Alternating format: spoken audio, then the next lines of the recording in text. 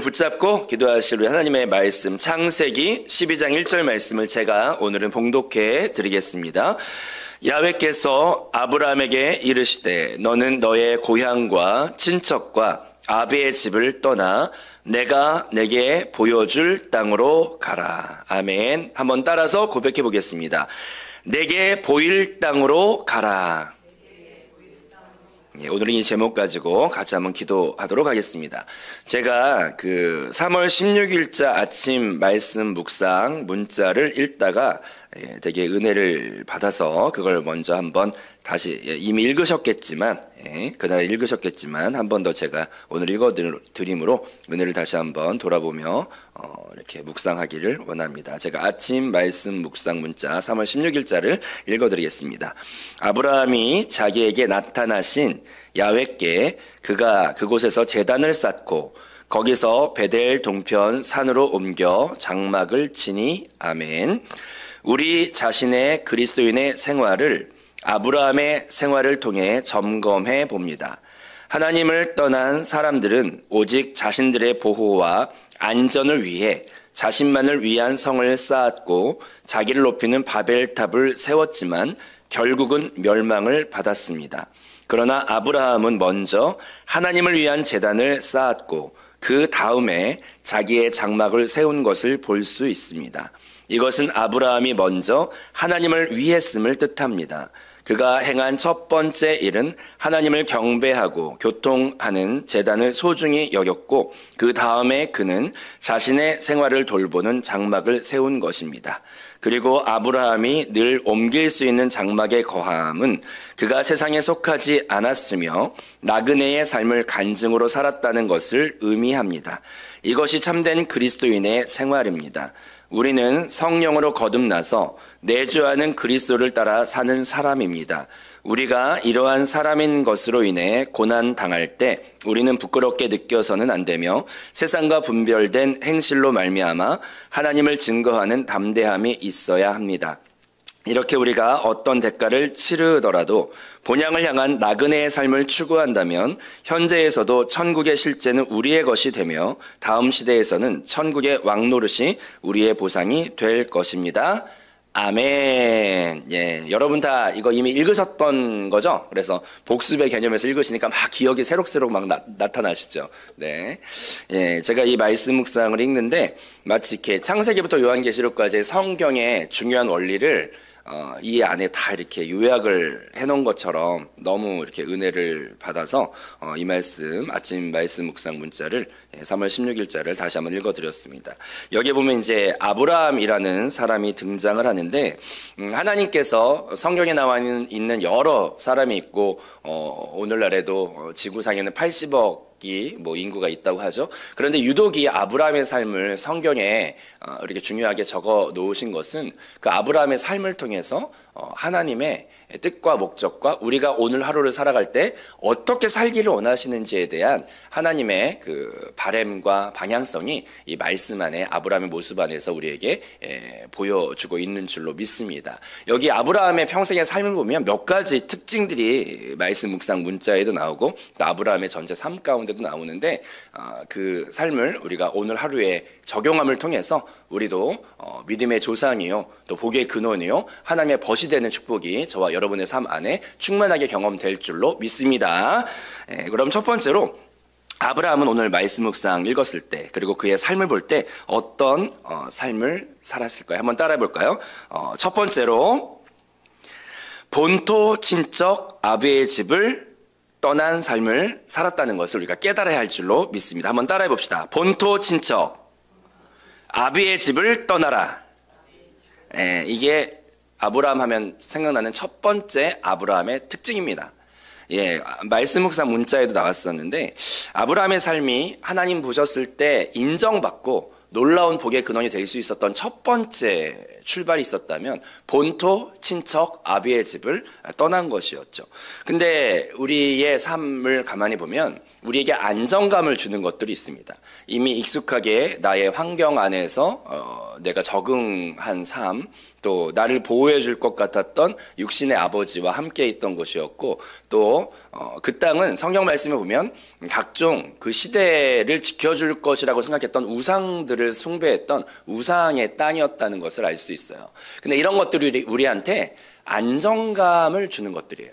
근데 이 안정감은 조금 더 정확하게 말하면 참된 안정감이 아니고 속여서 거짓된 안정감을 주는 것들이, 또 임시적인 안정감을 주는 것들이 아브라함이 그 전에 거했던 땅의 특징이라는 것을 알 수 있어요. 그런데 하나님께서는 항상 우리의 신앙생활이 이제 영적 기도하고 막 주님과 첫사랑에 빠졌을 때는 이렇게 막 그 사랑에 막 이렇게 빠져 있지만, 성장의 단계로 이끄실 때는 아브라함 같은 일들이 우리한테 일어난다는 것들을 우리가 체험을 많이 하게 됩니다. 한 번 더 고백해 보겠습니다. 본토 친척, 아비의 집을 떠나라. 그것은 여기 아까 말씀 묵상에도 나왔지만 그 안정감을 주는 것들이 영원한 안정감이 아니고 속아 있는 안정감이고, 우상의 안정감이고, 또 육신의 아버지의 안정감이고, 근데 우리는 거기에서 영원한 안정감으로, 영원한 안식처로, 영원한 승리의 장소로 이동해 가는 것이 결국 우리의 인생에, 그래서 아까 말씀 묵상 문자에는 그걸 뭐라고 표현을 했냐면, 한번 따라서 고백해 볼까요? 나그네 된 삶. 나그네 된 삶이 우리의 정체성이구나. 나그네 된 삶이 우리의 정체성이구나. 나그네 된 삶이 우리의 정체성이구나. 이걸 먼저 알 때 내가 좋다고 생각했던 안정감이 있었던 곳들이 되게 좁은 세상이었고, 우물안 개구리가 봤을 때 우물안이었고, 하지만 하나님은 그곳을 항상 흔드시거나 아니면 무언가 비전을 보여주심을 통하여 하나님께서는 하나님의 영원한 거처, 또 영원한 진짜 안정감으로 나그네 된 삶에서 그곳으로 이렇게 이동해가는 삶을 살기를 원하신다는 것을 우리가 먼저 바라봐야 할 줄로 믿습니다. 그래서 순간순간 지금 내 눈앞에서 잡고 싶은 안정감들이 있는데, 그것을 떠나서 하나님이 나에게 우선순위로 삼게 하시는 영원한 거처, 영원한 안정감을 향하여 순종함으로 걸어갈 수 있는 삶을 선택할 때, 그럴 때 우리는 복의 근원, 생명의 근원, 또 하나님의 벗이 되는 영원한 승리자로 서게 될 줄로 믿습니다. 저도 이런 짧았던 삶 안에서의 경험들이 좀 생각이 났어요. 말씀 준비하면서. 제가 한세교회 오기 전에 규모가 비슷한 교회를 섬겼다고 몇 번 이제 제가 간증을 했던 것 같아요. 이전에 한세교회 오기 바로 전에 교회가 성도들 숫자도 재적성도 한 1000여 명이 되는 교회였고, 교육자 숫자도 한 10명 정도 되는, 지금의 한세교회와 많이 비슷한 어떤 규모의 교회였어요. 근데 거기를 제가 전라도에 있다가 이제 서울에 상경해서 드디어 이제 남들이 생각했던 인서울, 그 서울 안에 이제 상경해서 들어가가지고 전라도 촌놈이 이제 서울에 상경해가지고 사역을 이제 풋풋한 전도사로서 시작을 하는 거예요. 근데 거기에 정말 역사와 전통이 아주 깊은 교회였고, 거기 담임 목사님, 원로 목사님이 너무 교계에서 이렇게 영향력이 있으신 분이셨는데, 이제 그분이 정년 퇴임하시면서 새로운 이제 유학파 출신 교수님이 담임 목사님이신 곳이어가지고, 처음에 이제 와 대단한 이제 여의도 순복음교회를 제외한 이제 단독 교회 중에서는 거기가 역사와 전통이 가장 깊고, 전국 장로회 연합회 총회장님이 그 교회 다니니까 되게 이제 역사적으로 중요한 교회였어요. 그래서 야 어떻게 여기 또 이제 주의 은혜구나. 그리고 이제 가서 전도사로서 열심히 사역했는데, 거기서 대충 사역하지 않고 거기서도 그놈의 그 뭐랄까, 좋게 말하면 충성이고 나쁘게 말하면 일중독처럼 막 사역을 한 거예요. 그래서 새벽 3시까지 남들 다 퇴근하는데 새벽 3시까지 뭘 그렇게 할 일이 많아가지고, 전도사 때도 맨날 남아가지고 이렇게 사역을 하다가 막 신나게 사역하고 막 그랬어요. 그랬는데 거기에서 갑자기 원치 않게 주를 향하여 충성을 했는데, 저에게 찾아온 현실은 갑자기 담임 목사님이 그만두게 되시면서, 저희 교단법에 담임 목사님이 그만두시면은 부교육자들도 일단 전부 다 사표를 쓰게 되어 있는 저희 교단법이 있어요. 그래서 담임 목사님이 이제 그만두시게 되니까 갑자기 교단법에 의하여 그만두게 됐죠. 제 의지와 상관없이. 그랬는데 그때가 제가 총각 전도사였다가 결혼을 하기 한 달 전이었어요. 그래서 한 달 전에 갑자기 세상 말로 말하면 실업자가 된 거죠. 그래서 결혼 날짜는 막 다가오는데 그때 고맙게도 제 아내가 제가 실업자가 됐는데 파혼을 하지 않고 실업자 상태에서 결혼을 해줬어요. 그래서 평생 은인이라고 생각합니다. 그리고 결혼하고 나서도 결혼식이 약간 되게 기뻐할 수 없는 결혼식이었어요. 그때 실업자 상태에서 결혼을 했고 그다음에 결혼하고 나서도 한 3달, 4달이 실업자 상태로 이렇게 백수로 있는 남편과 근데 이제 그때 당시에 아내가 약간 일반적인 여자는 아니었던지 여보 걱정하지 마. 내가 먹여 살릴게 막 그랬어요. 그래가지고 철딱서니가 없었죠 그때. 뭐 세상이 만만하. 그래서 그 말만 믿고 결혼했는데 이제 둘이 집에 이렇게 있게 되고 막 이러니까 어떻게 해야 되는지 초조하고 막 그랬는데. 근데 이제 그때 당시에 첫 번째 느낌은 여러 감정이 있었는데 내가 주를 위하여 이렇게 밤이 맞도록 열심히 사역을 했는데 왜 나를 실업자를 만드셨나에 대해서 그래도 저도 사람이니까 그런 생각이 요만큼 그래도 있었을까요? 없었을까요? 있었죠. 막 그래서 어떻게 이렇게 표현을 잘해 주실까? 예, 있었죠. 그래서 아니 내가 잘못한 건 없는데 왜 상황이 이렇게 꼬여가지고 내가 그만두게 된 거예요. 처음에는요 거기가 인서울이었고 역사와 전통이 깊은 교회였고 그 다음에 막 거기서 많은 그 시행착오와 여러 가지가 있어서 그 처음에는 이제 되게 말단 전도사였는데 갑자기 하나님이 일을 이상하게 하시면서 이제 전에 있던 선임 전도사님이 여자분이셨는데 그렇게 막 핍박을 하시고 막 그런 게 있었는데 갑자기 그분을 막 이렇게 거역하지 않고 그래도 끝까지 순종하고 그랬더니 하나님이 따라합시다 알아서 아름답게 임신이라는 좋은 제도를 통하여 그분이 임신을 하시면 늦둥이를 하시면서 막 나를 축복해주면서 그만두셨어요 교회를. 그래서 그분이 딱 그만두시고 나니까 갑자기 이제 갑자기 의도하지 않게 이렇게 그분이 막 되게 견제하시고 막 그러셨던 분이었는데 되게 막 포스가 강하신 분이었는데 그냥 그래도 그냥 묵묵히 순종하고 막 이렇게 있었더니 하나님이 알아서 늦둥이를 태어나게 하시면서 그분이 김영성 전도사 뭐 축복해요. 그리고 이제 그만두셨어요. 그래가지고 갑자기 교회가 이렇게 마음껏 할 수 있는 그런 여건이나 모든 게 이렇게 갑자기 열렸어요. 그것도 은혜죠. 그래서 막 이제 뭔가 좀 해볼까 막 그러고 있었는데 갑자기 이제 이렇게 교회에서 사임하게 된 거죠. 그래서 그때 당시에는 되게 이제 신혼 부부가 이제 실업자가 됐으니 막 볼 게 주님밖에 없는 거예요. 그래가지고 이제 가정에다가 가정 예배를 둘이 드리면서 주님이 이게 무슨 뜻인지 저는 이해가 안 되는데 왜 하나님 이런 일을 하셨습니까? 진짜 환란이 너무 병아리 전도사한테 너무 큰 환란 아닙니까? 거기서 이제 둘이 앉아가지고 폭폭하고 막 그러니까 이제 성경을 펴놓고 가정 예배를 계속 드리는데 가정 예배 드릴 때 하나님께서 이렇게 한 사람한테가 아니라 이제 둘에게 똑같은 성령의 감동의 말씀을 주시면서 그 말씀이 저희한테 현실적으로는 되게 갭이 컸고 안 맞았지만 저희 부부에게 되게 하나님의 인도하심에 빛이 되는 말씀을 예배 중에 이렇게 둘이 같이 성경 읽다가 둘 다 받았어요. 그래가지고 이 말씀대로 되어질 교회를 만나게 하시려나 보다. 그리고 이제 두드렸는데 열심히 기도하고 또 원서 내고 하면서 했는데 첫 번째 교회 갔는데 이제 그 교회는 좀 서로 코드가 안 맞았고 두 번째 교회도 갔는데 거기도 좀 코드가 안 맞았는데 그러니까 이제 기도하면 첫 번째로 될 것 같다는 기대감이 있지만 항상 이렇게 두드려 봤을 때 이렇게 맞는 것도 있고 아닌 것도 있고 근데 이제 처음에 두 교회 찾았던 교회는 기대를 되게 많이 했던 교회였는데 결과적으로는 안 됐고 그래서 이제 맥이 쭉 빠져가지고 집에서 왜 안 돼 또 막 그러고 있는데 의도하지 않게 어디서 전화가 와가지고 갑자기 제가 노력하지 않은 영역에서 전화가 왔는데 빨리 원서 뭐 써가지고 와보시라 그래서 막 급하게 해서 왔더니 거기에 양병조 목사님이 앉아 계셨다. 그래서 가자마자 이제 언제 나올 거냐고 해가지고 와서 이제 왔는데 느낌이 그렇더라고요. 처음에 그 본토 친척 아비의 집과도 같았던 전에 교회를 떠날 때는 되게 힘들었거든요. 마음이. 그리고 망하는 것 같았고 느낌이. 그리고 되게 모든 걸 잃는 것 같은 느낌이 들었어요.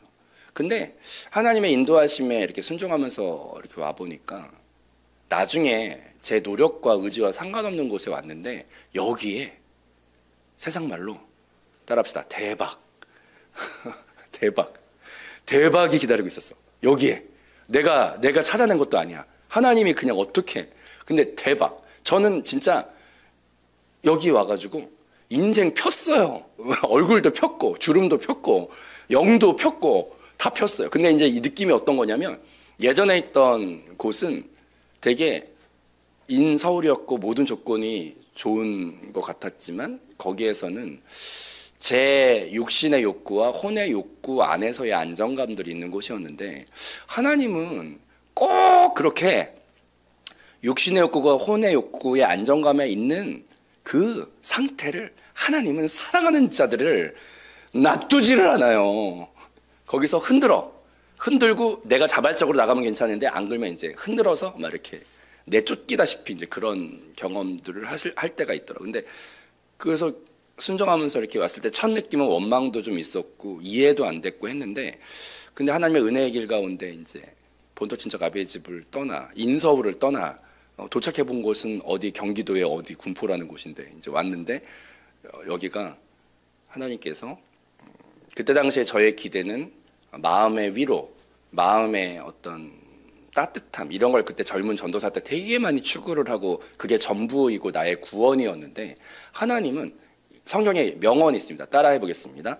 나의 기도하는 것보다, 나의 기도하는 것보다, 항상 성경의 표현은 뭐냐면 나의 기도하는 것보다 더 넘치게 응답하시는 하나님을 은혜 가운데 경험하게 하신다는 게 놀라운 간증인 것 같아요.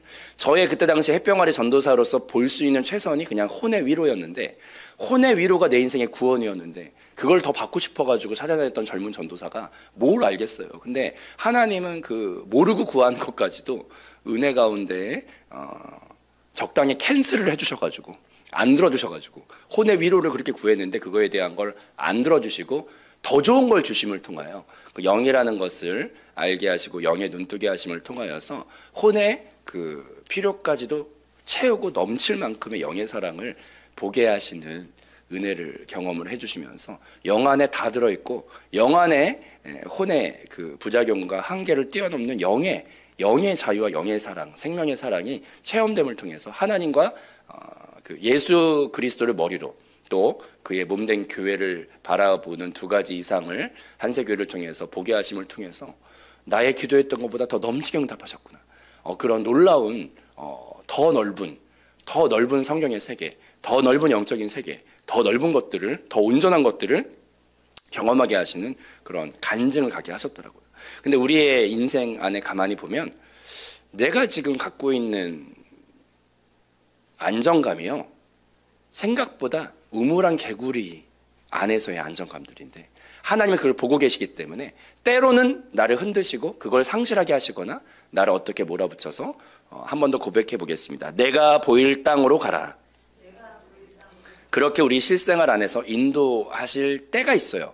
근데 그때는 하나님이 나를 버리신 것도 아니고 하나님이 오판을 하신 것도 아니고 정확하게 지금 뭔가 내 안에 영적인 수술을 하고 계시고, 그 다음에 나에게 내가 기도하는 것보다 더 좋은 것을 주시기 위한 하나님의 액션인 것을 깨닫고 한번 우리 삶 안에서 내가 갖고 있었던 기존의 안정감이 아닌 영원한 안정감으로 이사가는 나그네 된 삶이 우리의 본질인 것을 다시 한번 바라보면서 과감하게 하나님이 열어주시는 그 영의 세계, 하나님이 함께 하자고 하시는 그 영적인 모험의 세계로 믿음을 가지고 뛰어들어 우리가 나아갈 수 있는 저와 여러분 될 때 놀라운 축복의 근원으로서 사용받게 될 줄로 믿습니다.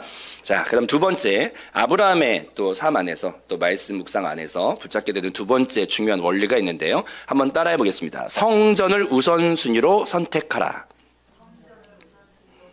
아멘. 여기 제가 진짜 은혜 받았던 게 나그네 된 삶에서 아브라함의 그 선택들이 너무 귀하다. 왜냐하면은 아브라함이 본토 친척 아비집을 떠났을 때 아브라함에게는 두 가지 필요해요. 첫 번째는 자기 장막을 세우고, 자기 거처를 떠났기 때문에 자기가 지금 의식주의 문제라든지 자기 1순위의 필요가 자기 필요거든요. 근데 반대 면에서는 또 하나님의 거처, 하나님의 신앙생활 안에서의 주와 연합되는 삶이 두 가지 이제 필요가 아브라함에 있을 때, 여기에서 중요한 게 이제 단어가 나오는데 한번 따라서 고백해 볼까요? 우선순위.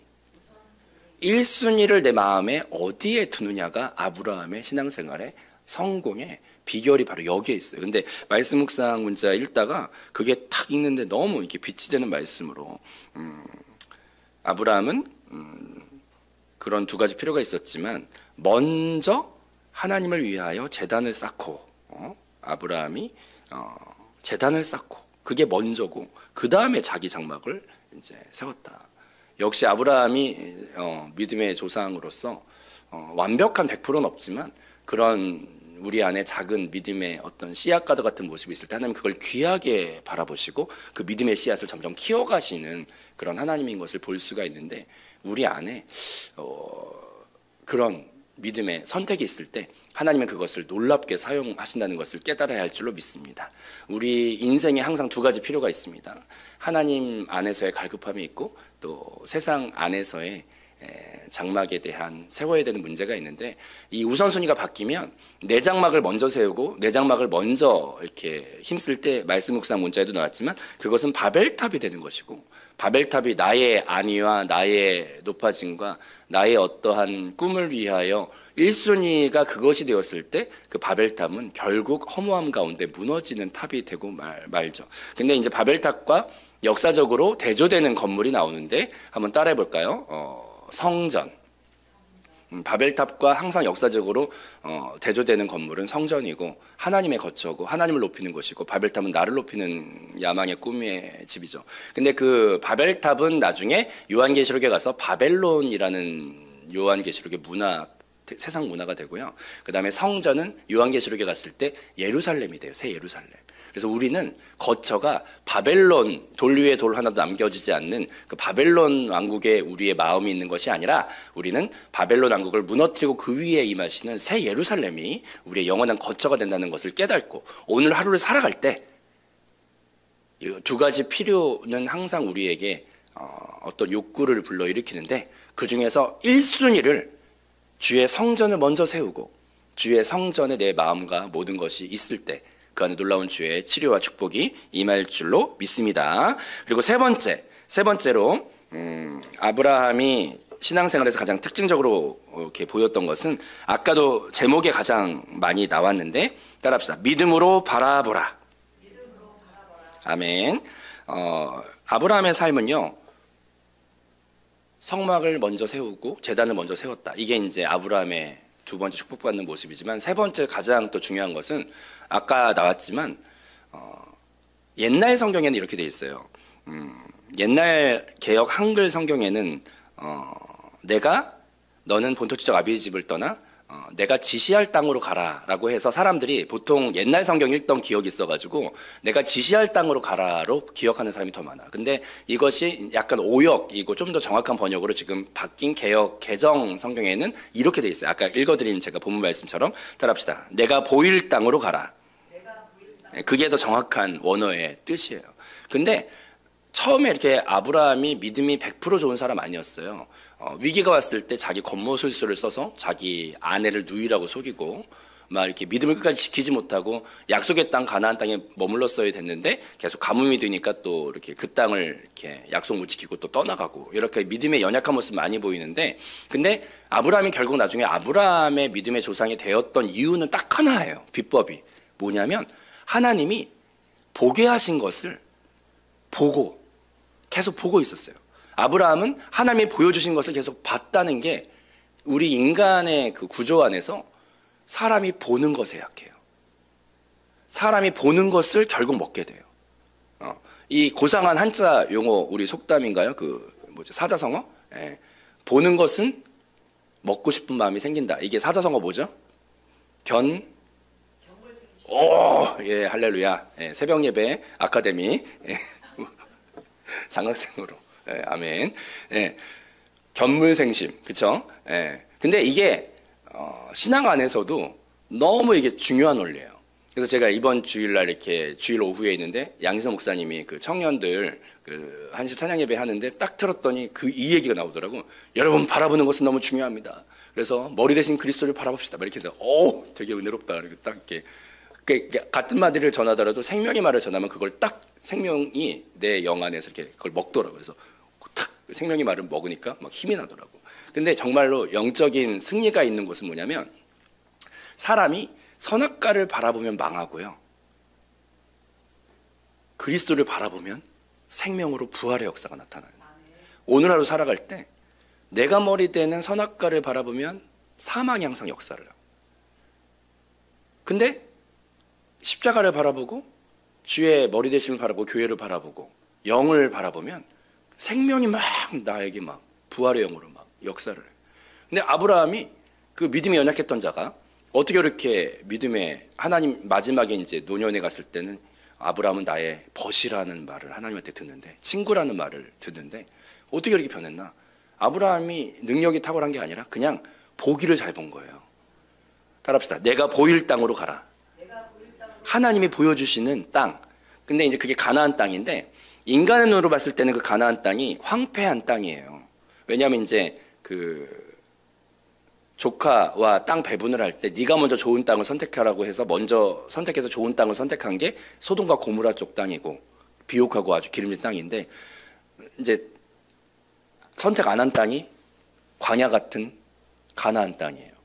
근데 그 가나안 땅이 황폐하고 육신의 눈으로 봤을 때는 되게 안 좋은 땅인데, 하나님 눈으로 봤을 땐 거기가 똑같은 장소가 나중에 어떻게 변하냐면, 모세가 광야를 막 40년 돌다가 도착했을 때 포도송이 하나가 막 이렇게 큰 두 사람이 막 그걸 메고 가는 성화 같은 거 보셨을 텐데, 젖과 꿀이 흐르는 비옥한 땅으로 하나님이 그 땅을 바꿔놓으셨고, 그 가나안 땅의 영적인 의미는 무엇이냐면 성령님과 우리가 연합하여 젖과 꿀이 흐르는 아름다운 풍성한 그 연합의 땅을 상징하는 게 가나안 땅이에요.